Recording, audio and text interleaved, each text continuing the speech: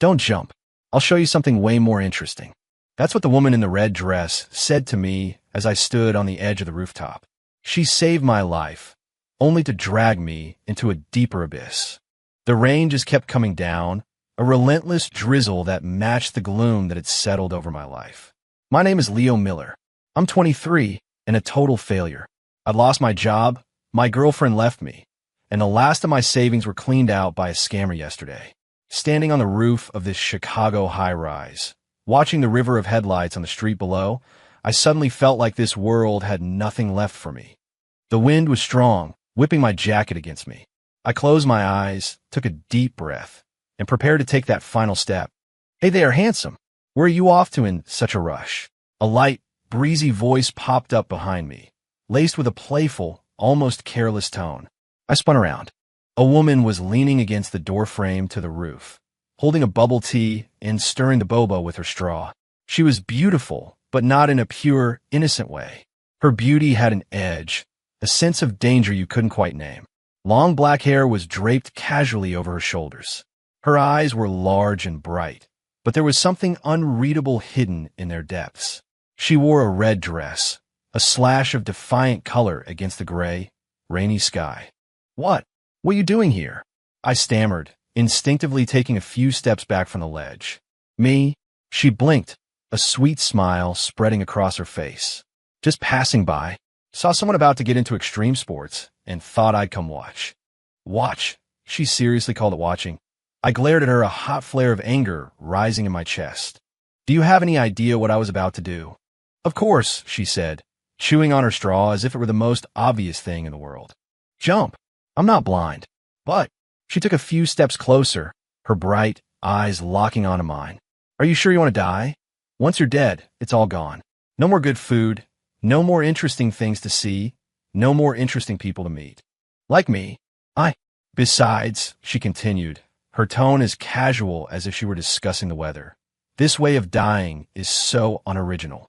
Jumping off a building, splat, and it's over. How boring. If it were me, I'd choose a much more interesting way to go like." She leaned in close to my ear, her voice dropping to a whisper, "Like getting even with every single person who ever hurt me, one by one. Make them taste a little of what they put me through. Then maybe I'd think about checking out." A shiver ran down my spine. I couldn't tell if it was from her words or the faint scent of her perfume. What are you talking about?" "Nothing," she said, pulling back, that harmless smile returning to her face. "I just think that before you die, you should at least experience the thrill of revenge. After all, you put up with so much crap while you were alive." I stared at her, a strange feeling churning in my gut. This woman, who was she, and why did her words sound so tempting? "Oh, right." She clapped her hands together as if remembering something. "Are you hungry? I know this amazing ramen joint nearby. Want to go? My treat." "What?" I couldn't keep up with her. "Weren't you just talking me into getting revenge?" "Well, but you need a full stomach to get proper revenge," she said matter-of-factly. "Besides, plotting on an empty stomach gives you an ulcer." I looked at her completely serious face, and, for the first time in what felt like a month, I laughed. "You're really weird." "Weird?" She tilted her head, thinking, "I think I'm pretty normal. You're the one standing on a rooftop about to jump. That's weird." With that, she turned and walked toward the door, glancing back at me. "So, are you coming? Or are you going to stay up here and catch a cold?" I looked at the ledge, then back at her. In the end, I followed her. Her name was Chloe Vance, 25, a freelance designer. At least, that's how she introduced herself. The ramen shop was small but cozy. The owner was a friendly middle-aged guy who clearly knew Chloe well.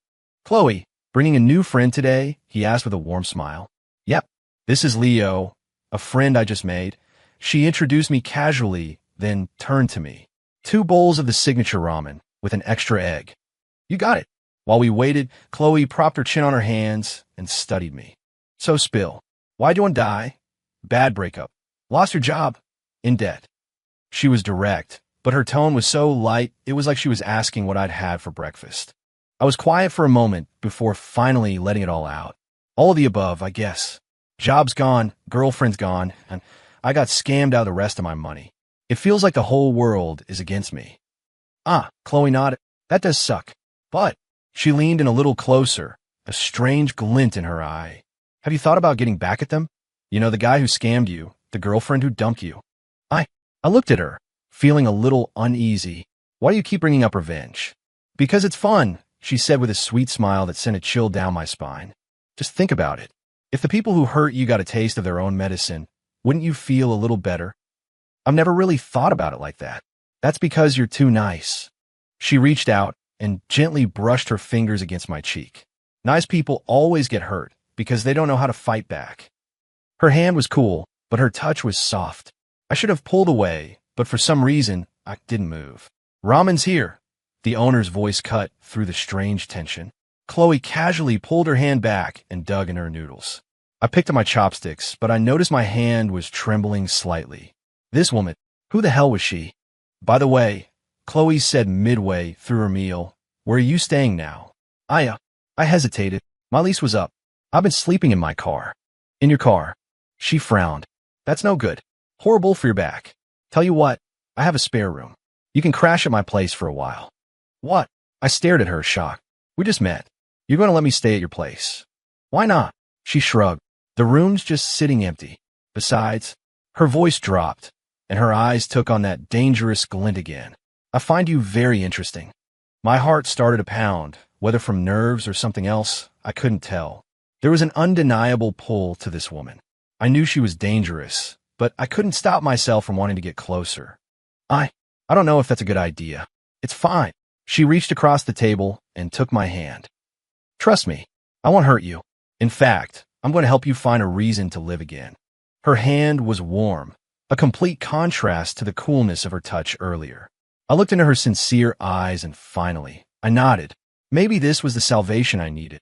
Chloe's apartment was huge, a sleek, modern condo that felt a little cold and impersonal despite the expensive decor. The guest room was on the second floor, with a window overlooking a small garden. It was nice. So, what do you think? She asked, leaning against the doorframe. It's great. Thank you, I said genuinely. I don't know how I can ever repay you. Repay me? She tilted her head. Just talk to me. I live here alone. It gets pretty boring sometimes. Okay. The next few days completely changed my life. Chloe cooked for me. We talked for hours. She took me on walks through the city's parks. She was incredibly observant, always noticing when my mood dipped and finding some way to make me laugh. Leo, she said one night as we were watching a movie on the couch, do you feel like life is a little better now than it was before? Yeah, I nodded. A lot better. If I hadn't met you, I probably would have. Good. She moved a little closer. I just want you to be happy. But her expression turned serious. Do you still think about the people who hurt you? I was quiet for a moment. Sometimes, especially at night when I can't sleep. Do you want to get even with them? I looked at her. Why do you always ask that? Because I care about you. Her hand came up to cup my face. I don't want to see you living in pain. Sometimes a little payback is what a person needs to move on. But that's not right, is it? What's right and what's wrong? Her gaze sharpened. Did they think about what was right when they were hurting you? Her words left me speechless. Anyway, let's not talk about that, she said, suddenly smiling again. Let's watch the movie. I bought the new one with that actor you like. She always did that. Just when I was on the verge of being convinced, she'd changed the subject, leaving her words to marinate in my mind. Slowly, I realized I was becoming more and more dependent on her. When she wasn't around, I felt anxious. When she smiled at me, I felt like the whole world lit up. I knew it wasn't normal, but I couldn't help it. Chloe, I finally worked up the courage to ask one day. What? What are we? She was in the kitchen cooking, and her hands paused for a fraction of a second. What do you want us to be? She asked, turning to face me, an unreadable emotion in her eyes. I don't know. All I know is I can't be without you. She walked toward me and ran her fingers through my hair. Then don't be. I can't be without you either. Really? Really? She leaned in and kissed my forehead. You're the most special person I've ever met. In that moment, I thought my heart was going to melt. A month later, Chloe said to me, Leo, I found the address of the guy who scammed you. I was drinking my morning coffee and almost choked. What? Why? Why were you looking for him? To help you get justice, of course, she said matter-of-factly. I had a friend look into it. The guy's name is Kevin Davis. He scams people online for a living. You weren't his only victim. But But what? She sat down next to me, her expression serious. He took your money, left you homeless, and pushed you to the brink of suicide. Are you just going to let that go? I fell silent. It was a lie to say I wasn't angry. That money was everything I had. If it hadn't been stolen, I never would have ended up on that roof. I know what you're thinking, Chloe said, stroking the back of my hand. You're worried it's wrong. But sometimes kindness needs to have a limit. Being a doormat just encourages scumbags to be more reckless.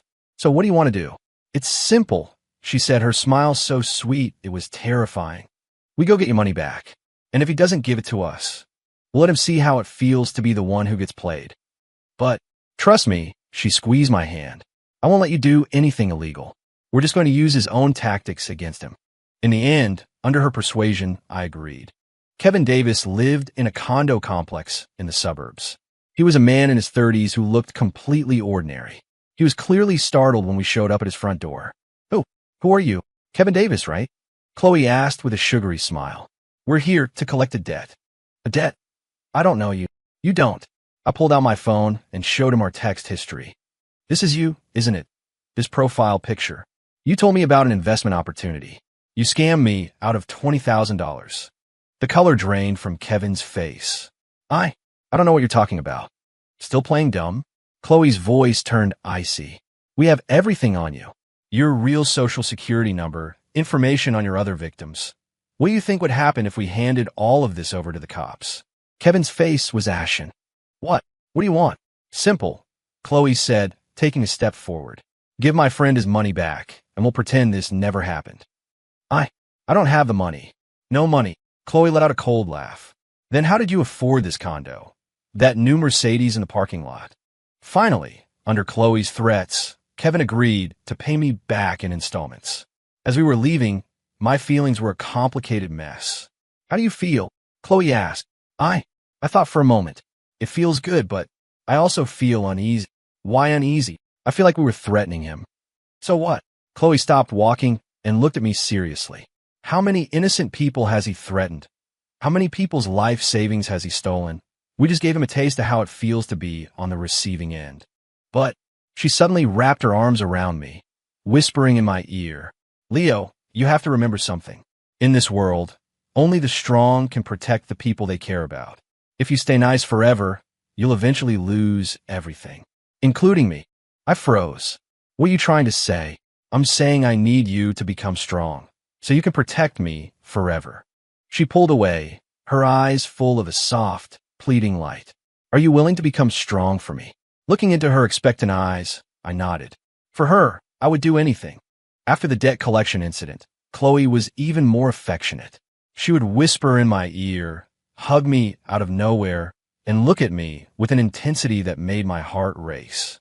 "Leo," she said one day, curled up against me on the couch. "You know, before I met you, I thought the world was so boring." "Why?" "Because most people are such hypocrites. They talk about kindness, but deep down they're all selfish. But you're different. You're genuinely good." I don't think I'm that good." "You are," she said, looking up at me. "But good people need to be protected. I want to protect you, and I need you to protect me." "Okay, of course," I answered without hesitation. "So if someone tried to hurt me, what would you do?" I protect you." What if that person was really powerful? What if the normal ways of protecting me didn't work? I looked into her pleading eyes, and a strange impulse surged through me. Then I'd use abnormal methods. She smiled, and it was the most beautiful smile I had ever seen. "I knew you'd say that." She pressed a soft kiss to my lips. "With you by my side, I'm not afraid of anyone." A few days later, Chloe told me she was in trouble. "What kind of trouble?" I asked, my body tensing. "My former best friend," she said, her expression pained. "She's been harassing me. She said if I don't do what she wants, she's going to ruin my life." "What?" I shot to my feet, furious. "Who does she think she is, threatening you like that?" "Because she knows some of my secrets," Chloe said, her head bowed, her voice trembling. "If she tells people, I'll be finished." "What secrets?" I can't say. If you knew, you probably wouldn't like me anymore." Seeing her in such pain felt like a knife twisting in my gut. "No matter what the secret is, I'll never not like you," I said, pulling her into a hug. "Tell me who she is. I'll go warn her." It's no use, she shook her head. She won't listen. And if I make her angry, she might do something even worse. Then what do we do? She looked up at me, her eyes filled with a complex mix of emotions. Unless she could never speak again. My heart hammered against my ribs. What are you saying? I don't know. She shook her head, looking distraught. I just keep thinking if she disappeared, we could be together forever. But that's wrong. I shouldn't be thinking things like that. No, I said, holding her tighter. You're not wrong. If someone is trying to hurt you, they're our enemy. But, no buts. My mind was made up. Tell me who she is and where I can find her. I'll take care of this. She looked at me, her eyes shining with tears of gratitude. Leo, would you really do that for me? Yes, I answered without a shred of doubt. I would do anything for you. She kissed me then, a desperate, passionate kiss that left me breathless. I love you, she whispered against my ear. I love you more than anything. In that moment, I felt like I belonged to her completely and utterly. Chloe's former best friend was named Jessica Reed, a freelance designer. According to Chloe, she was currently putting together a portfolio and often worked late at her studio alone. Are you sure about this? Chloe asked before I left, her voice laced with worry. Yes, I nodded. I can't let her keep threatening you. But what if something happens? Nothing will happen, I said, taking her hand. Trust me. In truth, I was terrified, but seeing the hope in Chloe's eyes erased all my fear. For her, I would face any danger. Jessica's studio was in a converted loft building, the kind that was mostly empty at night. Following Chloe's instructions, I got into the building easily. When I pushed open the studio door, I saw a woman with long hair sorting through design sketches. She looked up at the sound, her eyes widening slightly when she saw me. Who are you? How did you get in here? I'm a friend of Chloe's, I said, trying to keep my voice steady. We need to talk. Chloe, her expression soured. She sent you. She told me you've been harassing her. Harassing her? Jessica let out a bitter laugh. Do you have any idea who she is? Do you know the things she's done? I'm not here to listen to you badmouth her. Badmouth? Jessica stepped closer. Let me tell you, that woman is not who you think she is. She's a complete psycho, a dangerous. I didn't let her finish. I swung, my fist connecting with her jaw. She stumbled back, crashing into a shelving unit. Sketches scattered across the floor. You hit me, she gasped, holding her face, her eyes wide with disbelief. Let me hear you say one more bad thing about Chloe, and it'll be more than just a punch, I threatened. You have no idea what you're doing, Jessica said, scrambling to her feet. That woman will destroy you, just like she destroyed me. She's not normal. I swung again. This time, she went down and didn't get up right away. My eyes fell on the scattered sketches on the floor, and I noticed some of them were strange. See them now, Jessica said, her voice strained. Those are what she made me draw. She said she likes this kind of thing. I picked up a few of the sketches. A cold dread washed over me. They were filled with grotesque, violent, and twisted imagery. When were these made? You think she really loves you? Jessica mocked. She just thinks you're a fun little project. Once she gets bored, you'll see her true colors. Shut up. Don't you dare talk about her like that. But looking at those drawings, an unspeakable dread began to bloom in my chest.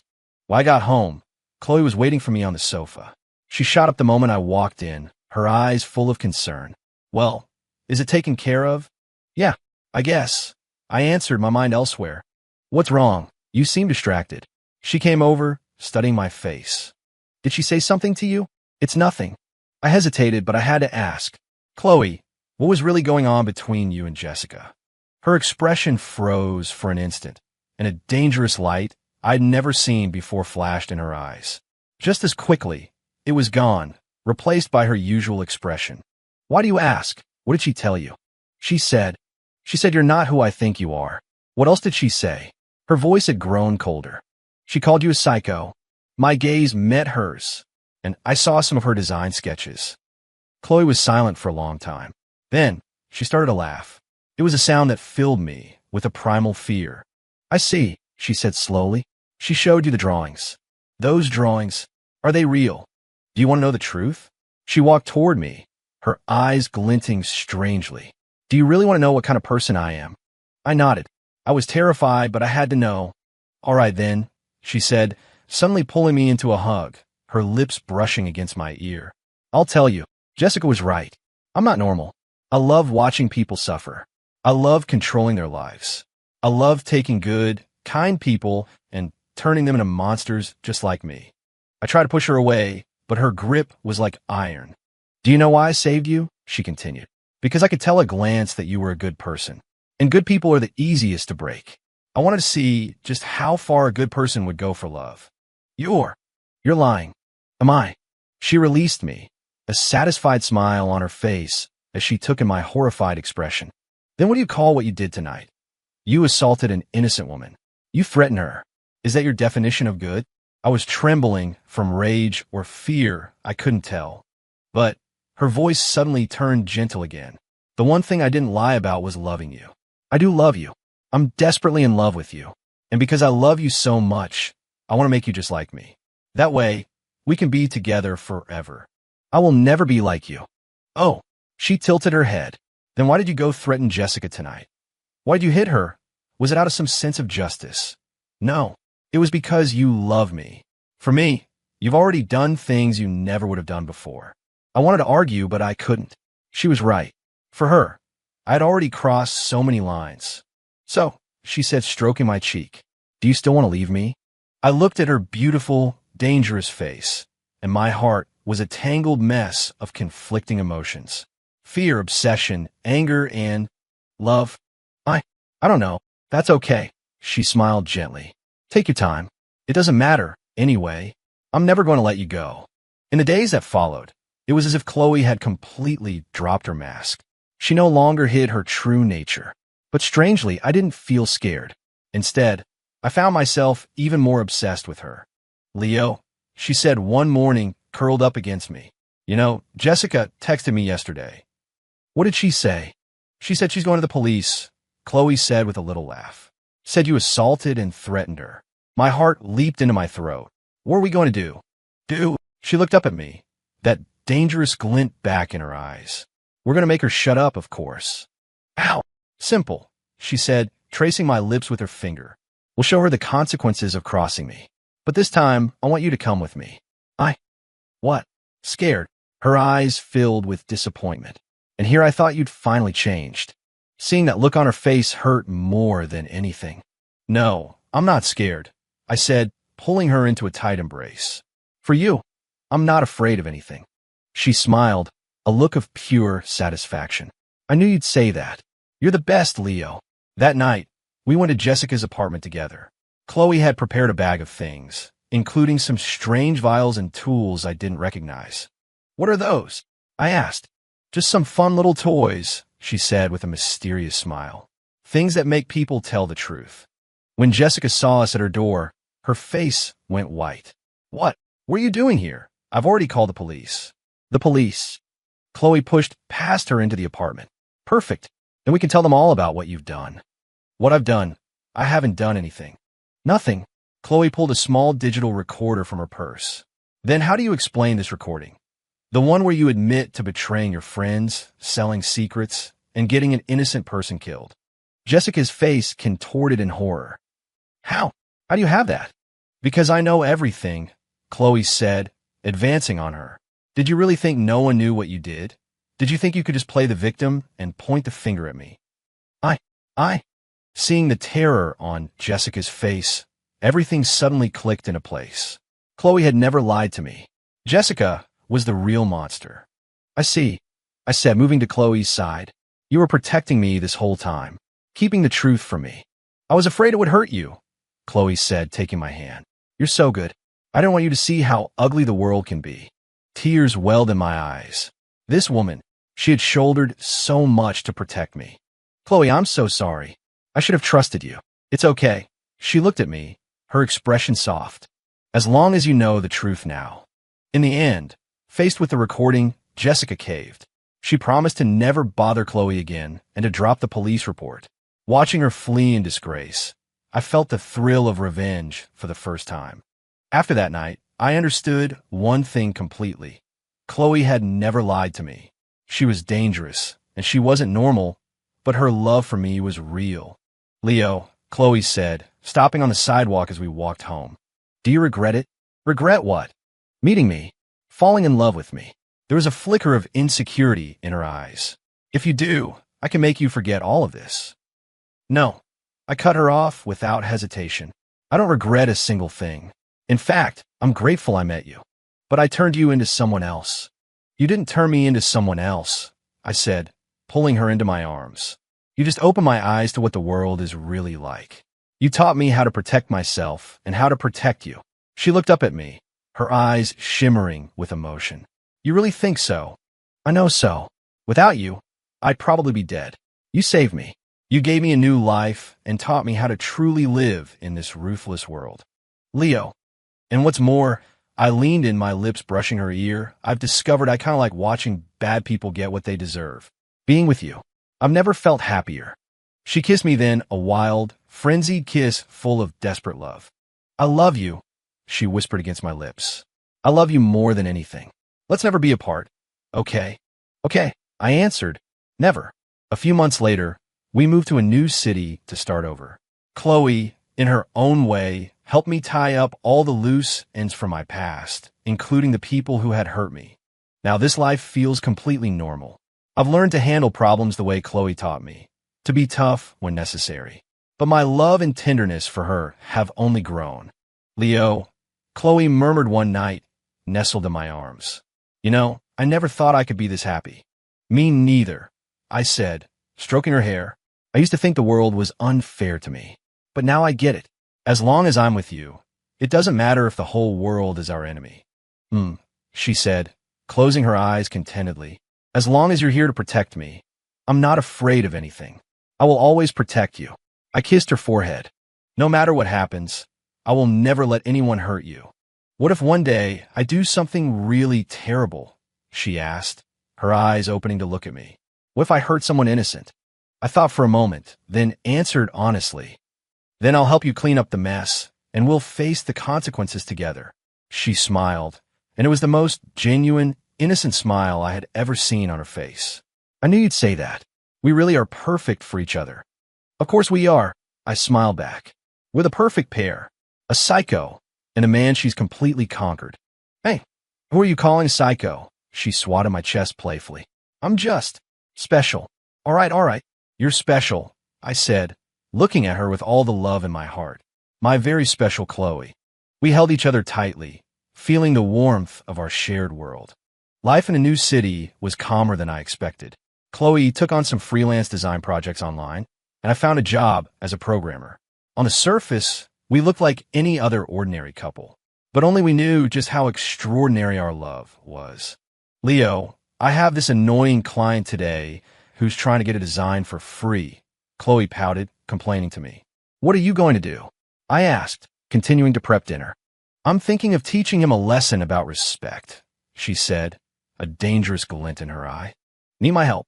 Nah, I can handle a small fry liking myself. She came up and wrapped her arms around me from behind. But I'm glad you care so much. Of course I care. You're the most important person in the world to me. Me too, she whispered in my ear. Sometimes I think, if you had actually jumped that day, we never would have met. And I might have gone my whole life without ever knowing what real love feels like. Don't say things like that, I said, turning to hold her. We're together now, and we'll be together forever. Right, forever, she said, hugging me tightly. No matter what happens, we'll face it together. That evening, we watched a movie. Chloe picked a thriller about a woman who commits a series of extreme acts to protect the man she loves. Do you think the main character was right to do those things? Chloe asked me. I think love is inherently selfish, I answered after a moment. If you truly love someone, anything you do to protect them is justified.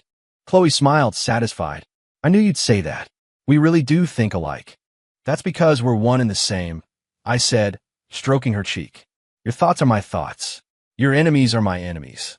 And your happiness is my happiness. Your pain is my pain, she added. Exactly. We looked at each other and smiled, then fell into a deep kiss. Time flew by. In a blink, we had been together for a year. We had been through a lot, but every challenge only made our bond stronger. Leo, I want to show you something, Chloe said one day, a mysterious look on her face. She led me down to the basement of our house, to a room I'd never noticed before. When she opened the door, I saw it was covered in photos and files. "What is all this?" "It's files on every person who ever hurt you," she said calmly, "including their current life situation, their families, where they work." I stared in shock at the photos on the wall.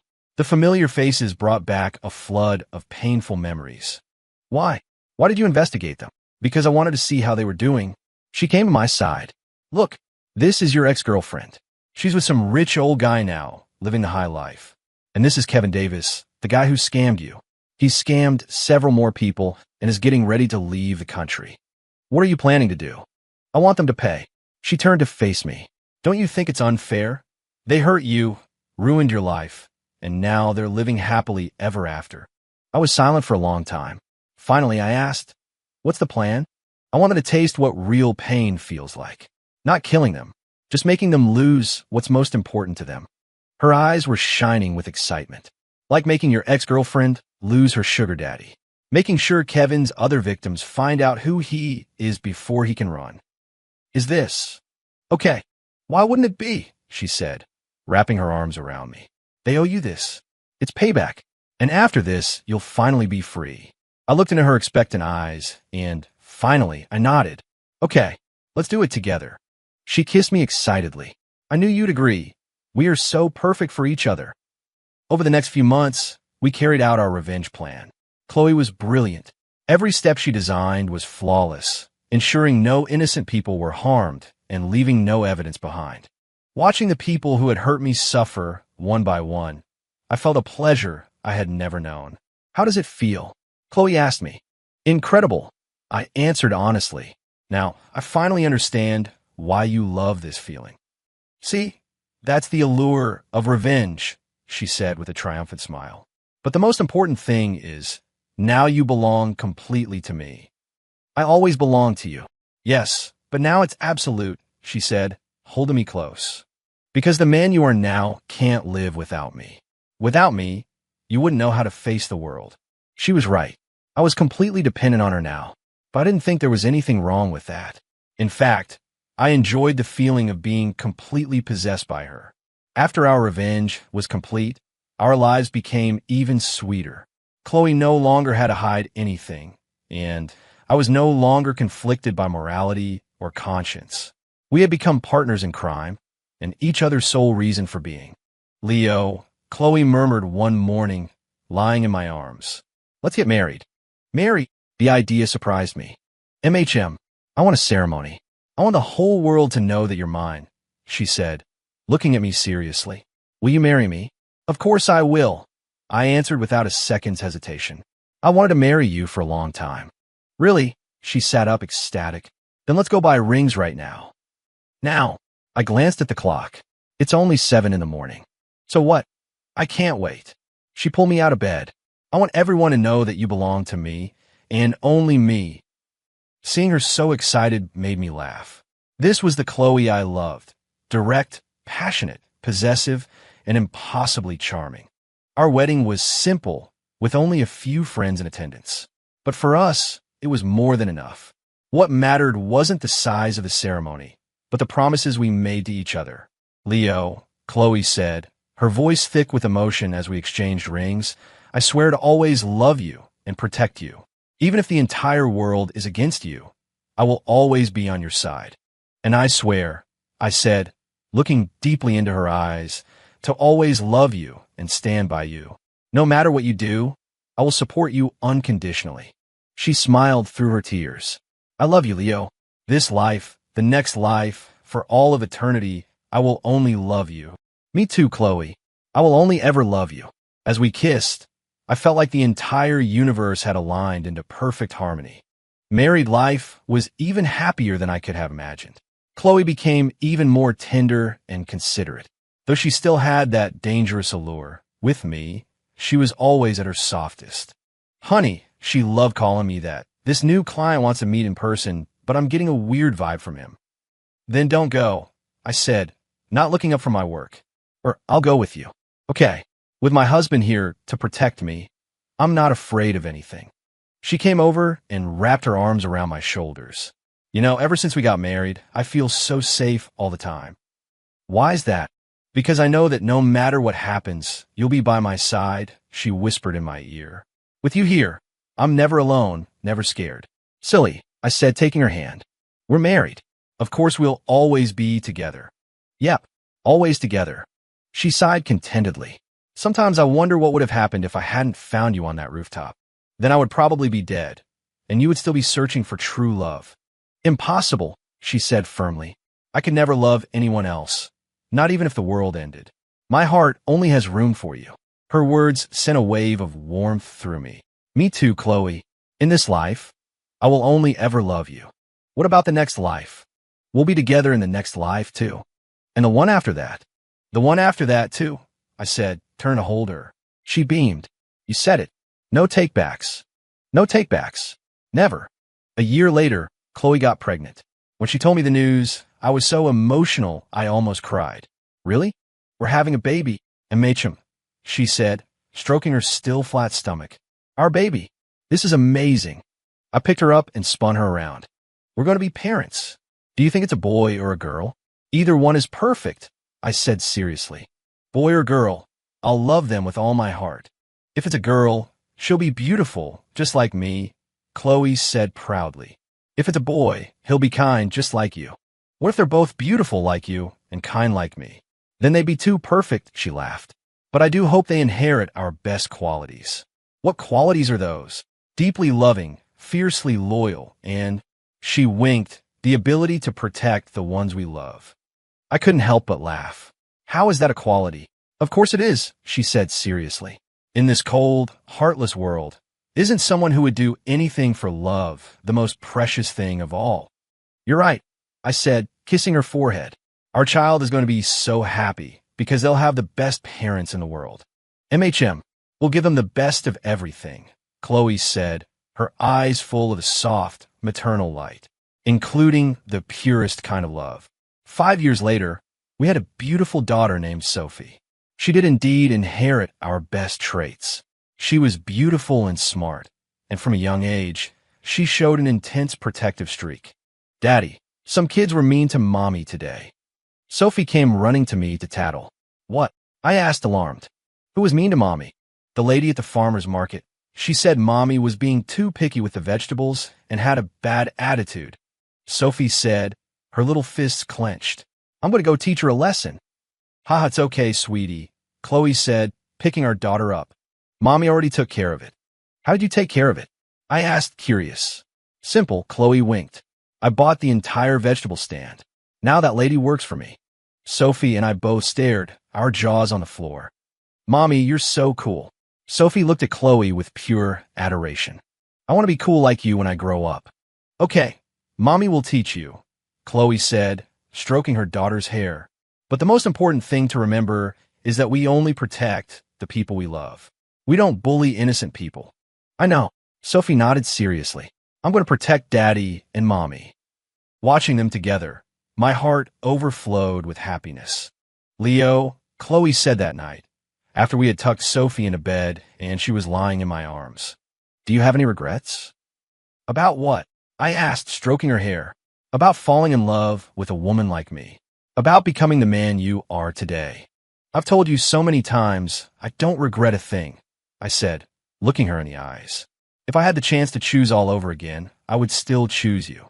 Even though I'm dangerous, I love you because you're dangerous. I kissed her lips. Anyone can have a normal love story, but a crazy, all-consuming love like ours. You can't find another one like it in the whole world. We're one of a kind, she murmured, closing her eyes. Thank you, Leo. Thank you for showing me what real love is. I should be the one thanking you, I said, holding her tightly. You saved me. You gave me a new life and taught me what it means to truly be alive. Then let's just thank each other, she chuckled softly. Thank fate for letting us meet. Thank each other for never letting go. And thank this beautiful family we've built. Yeah, thank you for everything. Outside, the moonlight poured through the window, bathing us in its soft glow. We held each other, just as we had on that very first day. This was our happy ending.